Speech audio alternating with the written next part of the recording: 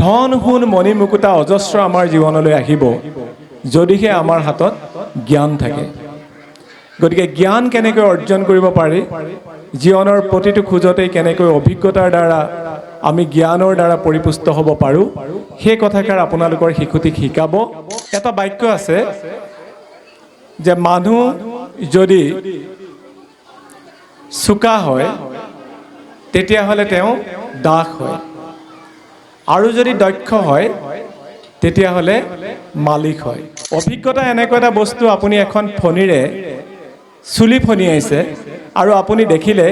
যে সেই ফণীখনত কেইডালমান চুলি লাগি আহিছে, কিন্তু ফণীখন ব্যৱহাৰ কৰাৰ আগলৈকে আপুনি গম নাপায় যে এইখন ফণীয়ে মোৰ ফণিয়ালে চুলি ছিগিবনে নিছিগে। আমাৰ অসমখনত আমি তিনিবিধ মানুহে আছোঁ। আপোনালোক কোনবিধত পৰিছে নিজে হিচাপ এটা কৰি চাব। ময়ো নিজক কেতিয়াবা এই প্ৰশ্নটো কৰোঁ। আমি এবিধ মানুহ হৈছোঁ বৰ্তমান নিজৰ ক্ষমতাৰ আগিৰে নিজক প্ৰতিষ্ঠা কৰাৰ দৌৰত আমি ঘূৰি ফুৰিছোঁ, আৰু আন এবিধ আমি হৈছোঁ জিন্দাবাদ মুৰ্দাবাদ চিঞৰি থকা মানুহ, আৰু আন এবিধ হৈছোঁ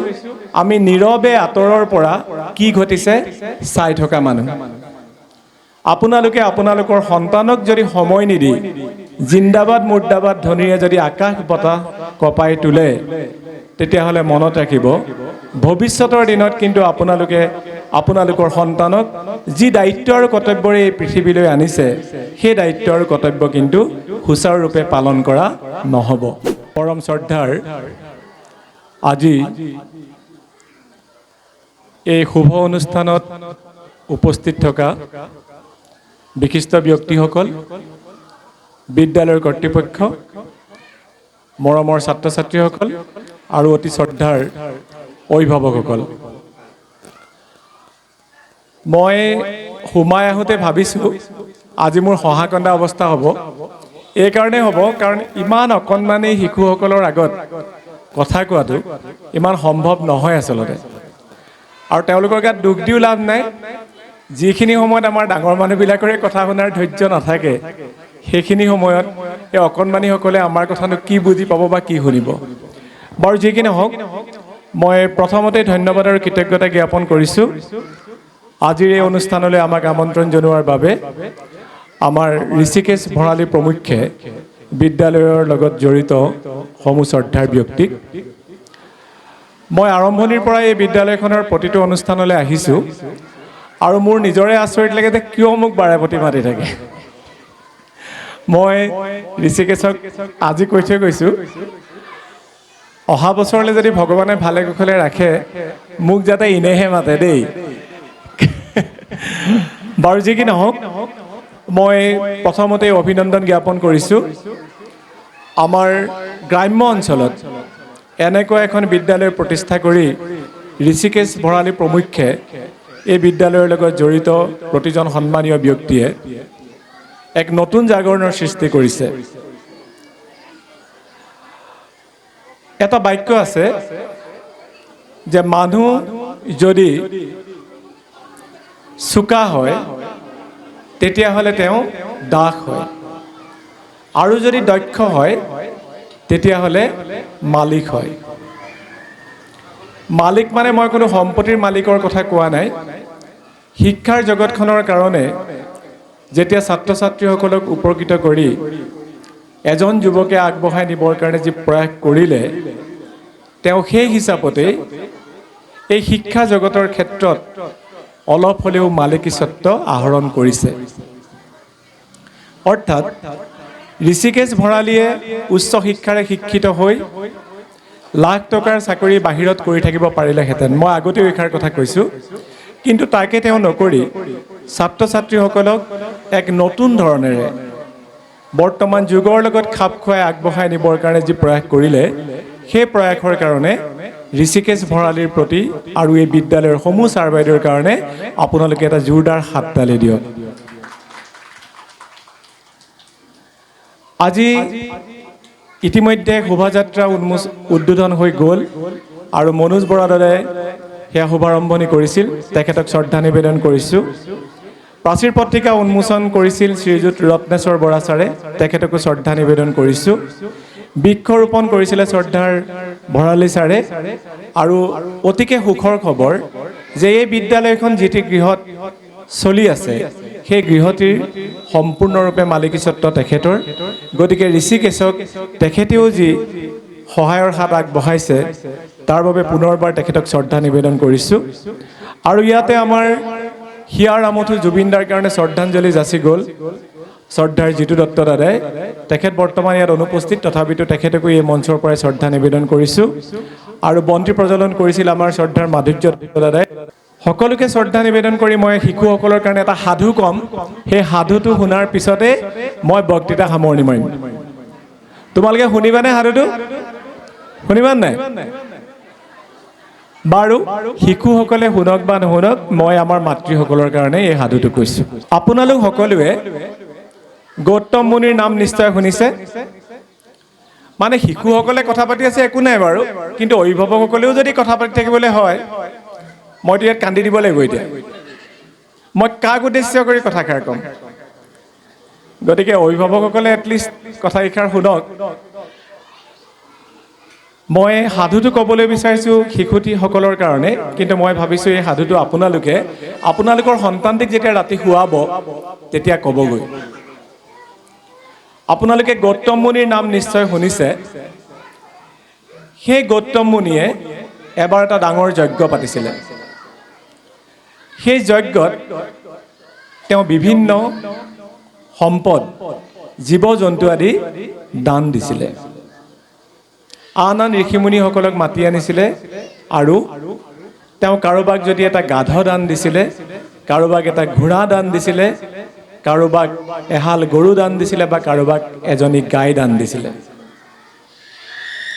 আৰু যজ্ঞ যেতিয়া সামৰণি পৰিলে তেতিয়া তেওঁৰ পুত্ৰ নাচিকেতাই পিতৃক সুধিছিল যে পিতা তুমি যে আজি যজ্ঞ পাতি ইমানবিলাক দান দিলা এই দানবিলাক তুমি কিয় দিছা তেতিয়া গৌতম মুনিয়ে কৈছিলে যে এই দানবিলাক মই এই কাৰণেই দিছোঁ যাতে আমাৰ পৰিয়ালটোৰ পুণ্য হয় আৰু মোৰো পুণ্য হয় তেতিয়া নাচিকেতাই পুনৰ সুধিছিলে যে পিতা দান দিলে যদি পুণ্য হয় কেনেবোৰ বস্তু দান দিব লাগে তেতিয়া গৌতম মুনিয়ে কৈছিলে যে নিজৰ প্ৰিয় আৰু আপোন বস্তুবোৰক দান দিব লাগে তেতিয়া নাচিকেতাই পুনৰ গৌতম মুনিক কৈছিলে যে পিতা তুমি যিবিলাক বস্তু দান দিছা সেইবিলাক বস্তুৰ দ্বাৰা তোমাৰ পুণ্য হোৱা নাই কাৰণ তুমি এনেকুৱা এটা গাধ দান দিছা যিটো গাধই আৰু কেতিয়াও বুজা কঢ়িয়াব নোৱাৰে তুমি এনেকুৱা এজনী গাই দান দিছা যিজনী গায়ে আৰু কোনোদিন পোৱালি নিদিয়ে বা দুগ্ধ নিদিয়ে আৰু যদি আপোন বস্তু এটা দান দিলে পুণ্য হয় তেতিয়াহ'লে তুমি মোক দান দিব লাগিব কোৱা পিতা তুমি মোক দান দিবানে তেতিয়া গৌতম মুনি নীৰৱে আছিল পুনৰবাৰ নাচিকেতাই পিতৃক সুধিছিল যে কোৱা পিতা তুমি মোক দান দিবানে আৰু তুমি মোক দান দিবই লাগিব কাৰণ মই যদি তোমাৰ আপোন আৰু সেই আপোনত্বই তোমালৈ পুণ্যতা কঢ়িয়াই আনিব আৰু অৱশেষত গৌতম মুনিৰ খং উঠিলে আৰু গৌতম মুনিয়ে ক'লে ঠিক আছে মই তোক দান দিম বোলে তুমি মোক কাক দান দিবা গৌতম মুনিৰ খং উঠি ক'লে মই তোক যমক দান দিম আৰু যমক দান দিম বুলি কোৱাৰ লগালগ যমদূত আহি এই পৃথিৱী পালেহি কাৰণ শব্দ ব্ৰহ্ম আগৰ দিনত শব্দ ব্ৰহ্ম আছিলে কিন্তু বৰ্তমান সময়ত আমাৰ ৰাজনীতিবিদসকলে যিবিলাক শব্দ কৈ আছে সেইবিলাক ব্ৰহ্মটো বাদেই দিয়ক আটাইতকৈ মানে শক্তি নথকা কিছুমান শব্দই কৈ আছে গতিকে সেই শব্দ ব্ৰহ্মৰ লগত আজিৰ শব্দ হয়তো নিমিলে গতিকে যমদূত আহিলে আৰু আহি নাচিকেতাক যম ৰাজ্যলৈ লৈ গুচি গ'ল সেইখিনি সময়ত যম ৰজা ৰাজ্যত নাছিলে তেতিয়া নাচিকেতাই যম ৰাজ্যখনৰ চাৰিওফালে ঘূৰি ধন সোণ মণি মুকুতা আদি চাই ফুৰিছে এক সপ্তাহৰ পিছত যম ৰজা যেতিয়া উভতি আহিলে তেতিয়া যম ৰজাই যমদূতক মাতি আনি সুধিলেহি যে ইমান অকণমানি শিশুটিক এই অকাল কালত কোনে যম ৰাজ্যলৈ লৈ আনিলে তেতিয়া গোটেই কাহিনীটো কোৱা হ'ল যে কি কাৰণে সেই নাচিকেতা নামৰ শিশুটিক সেই যম ৰাজ্যলৈ লৈ অনা হ'ল তেতিয়া যম ৰজাই নাচিকেতাক কাষলৈ মাতি আনি প্ৰশ্ন কৰিলে যে বৎস তুমি ভুলবশতঃ আমাৰ যম ৰাজ্যলৈ আহিলা তোমাক আমি মৈত্ৰলৈ উভতাই পঠিয়াম কিন্তু তোমাক এনে কি সম্পদ লাগে কোৱা যি সম্পদ তুমি যম ৰাজ্যৰ পৰা এই পৃথিৱীলৈ লৈ যাব পাৰিবা তেতিয়া নাচিকেতাই যম ৰাজক সেৱা জনাই ক'লে যে ধৰ্মৰাজ মোক একো নালাগে ধন সোণ মণি মুকুতা অলংকাৰ একো নালাগে মোক আপুনি এটা বস্তুৱে দিয়ক সেয়া হৈছে জ্ঞান আৰু সেই জ্ঞানৰ আলোকেৰে যাতে মই পৃথিৱীৰ তমখা নাখিব পাৰোঁ পৰিৱেশটো যদি ভাল হৈ থাকিলেহেঁতেন অকণমানিবিলাকে যদি হুলস্থুল নকৰিলেহেঁতেন আপোনালোকে কাহিনীটো হয়তো উপলব্ধি কৰিব পাৰিলেহেঁতেন কিন্তু তথাপিতো যদি এই কাহিনীটো আপোনালোকে শুনিলে মন পুতি তেতিয়াহ'লে আপোনালোকৰ শিশুটিক ক'ব যে ধন সোণ মণি মুকুতা অজস্ৰ আমাৰ জীৱনলৈ আহিব যদিহে আমাৰ হাতত জ্ঞান থাকে গতিকে জ্ঞান কেনেকৈ অৰ্জন কৰিব পাৰি জীৱনৰ প্ৰতিটো খোজতেই কেনেকৈ অভিজ্ঞতাৰ দ্বাৰা আমি জ্ঞানৰ দ্বাৰা পৰিপুষ্ট হ'ব পাৰোঁ সেই কথাষাৰ আপোনালোকৰ শিশুটিক শিকাব আৰু অনাগত দিনত আপোনালোকৰ শিশুটিয়ে জ্ঞানৰ দ্বাৰা নিজক পৰিপুষ্ট কৰি সমাজত যুধিষ্ঠিৰ হিচাপে নিজক প্ৰতিষ্ঠা কৰিব শেষত এটা কথাই মই আই মাতৃসকলক কৈ থৈ যাওঁ বৰ্তমান সময়ত মই বেলেগ ৰাজ্যৰ কথা নকওঁ আমাৰ অসমখনত আমি তিনিবিধ মানুহে আছোঁ আপোনালোক কোনবিধত পৰিছে নিজে হিচাপ এটা কৰি চাব ময়ো নিজক কেতিয়াবা এই প্ৰশ্নটো কৰোঁ আমি এবিধ মানুহ হৈছোঁ বৰ্তমান নিজৰ ক্ষমতাৰ আগিৰে নিজক প্ৰতিষ্ঠা কৰাৰ দৌৰত আমি ঘূৰি ফুৰিছোঁ আৰু আন এবিধ আমি হৈছোঁ জিন্দাবাদ মুৰ্দাবাদ চিঞৰি থকা মানুহ আৰু আন এবিধ হৈছোঁ আমি নীৰৱে আঁতৰৰ পৰা কি ঘটিছে চাই থকা মানুহ আপোনালোকে আপোনালোকৰ সন্তানক যদি সময় নিদি জিন্দাবাদ মুৰ্দাবাদ ধ্বনিৰে যদি আকাশ বতাহ কঁপাই তোলে তেতিয়াহ'লে মনত ৰাখিব ভৱিষ্যতৰ দিনত কিন্তু আপোনালোকে আপোনালোকৰ সন্তানক যি দায়িত্ব আৰু কৰ্তব্যৰে এই পৃথিৱীলৈ আনিছে সেই দায়িত্ব আৰু কৰ্তব্য কিন্তু সুচাৰুৰূপে পালন কৰা নহ'ব অভিজ্ঞতা এনেকুৱা এটা বস্তু আপুনি এখন ফণীৰে চুলি ফণিয়াইছে আৰু আপুনি দেখিলে যে সেই ফণীখনত কেইডালমান চুলি লাগি আহিছে কিন্তু ফণীখন ব্যৱহাৰ কৰাৰ আগলৈকে আপুনি গম নাপায় যে এইখন ফণীয়ে মোৰ ফণিয়ালে চুলি ছিগিবনে নিছিগে মই এই যে জিন্দাবাদ মুৰ্দাবাদ যিকেইটা কথা ক'লোঁ সেয়া কিন্তু মই মোৰ অভিজ্ঞতাৰ পৰাহে কৈছোঁ জীৱনৰ সুদীৰ্ঘ সময় এনেকুৱা কিছুমান সময়ত কটালোঁ আৰু সেইখিনি সময়ত নিজৰ পৰিয়াল সন্তানলৈ হয়তো পিঠি দিছিলোঁ আৰু আজি সেইকাৰণে মৰ্মে মৰ্মে উপলব্ধি কৰি আপোনালোকক এষাৰ কথা কৈছোঁ যিমানেই ধন সম্পত্তি টকা পইচা আপোনালোকে উপাৰ্জন নকৰক লাগিলে কিন্তু আপোনালোকৰ কাৰণে আটাইতকৈ মূল সম্পত্তি হৈছে আপোনালোকৰ সন্তানটি গতিকে সকলোৱে দায়িত্ব বুজি আপোনালোকে আগুৱাই নিব এয়া আপোনালোকক কোৱাৰ কথা নহয়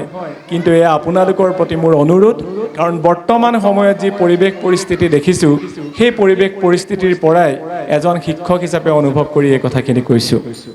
আমাৰ সন্মুখত বহি আছে আমাৰ শ্ৰদ্ধাৰ ৰঞ্জিত বৰা ছাৰ তেখেতেও খুব ধুনীয়া বক্তব্য দিয়ে আপোনালোকক তেখেতেও বক্তব্য আগবঢ়াব তেখেতলোকৰ কথাবিলাকো আপোনালোকে মৰ্মে মৰ্মে উপলব্ধি কৰিব পুনৰবাৰ সকলোকে ধন্যবাদ আৰু কৃতজ্ঞতা জ্ঞাপন কৰি আমাৰ এই উদ্বোধনী ভাষণ সামৰণি মাৰিছোঁ আৰু মঞ্চ উদ্বোধন হৈছে বুলি ঘোষণা কৰিছোঁ আৰু ঋষিকেশৰ প্ৰতি মোৰ এটা অনুৰোধ ঋষিকেশে মোক বাৰে প্ৰতি কৈও আছে যে বিদ্যালয়লৈ এদিন আমাক আমন্ত্ৰণ জনাম বুলি কৈছে মই ভাবিছোঁ সেই দিনটোত অকল অভিভাৱক আৰু শিক্ষক শিক্ষয়িত্ৰীসকলকে আপুনি ইয়ালৈ আমন্ত্ৰণ জনাব আপুনি আমি তেখেতলোকৰ লগত কথা পতাটো যিহেতু বিচাৰিছে গতিকে এটা নীৰৱ পৰিৱেশত কেতিয়াবা কথা পাতিবলৈ সুযোগ পাম বুলি আশা কৰি পুনৰবাৰ সকলোকে ধন্যবাদ আৰু কৃতজ্ঞতা জনাইছোঁ